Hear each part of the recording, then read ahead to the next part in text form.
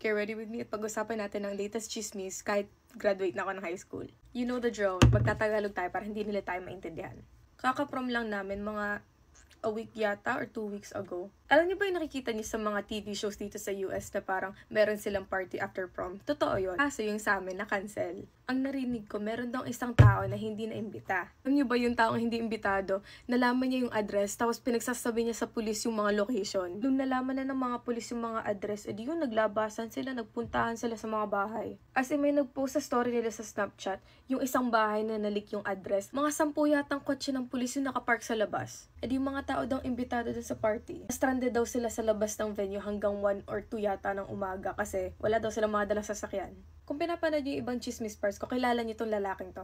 Ito yung ng mga sa mga ibang tao. Yung ba, nagka-jowa siya ng ayos talaga. Yung jowa niyong lalaki, pinagsasabi niya sa lahat na parang iniban niya na daw siya, hindi na daw siya ganun katulad nung dati, he's like reformed na.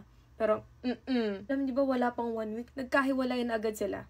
So, totoo nakakaawa yung babae kasi kala niya talaga nag-iba na siya. Kasi he was treating her nicely, ganun-ganun. Tapos yung pala, nag-cheat na pala siya, iba na pala yung kasama niya sa gabi.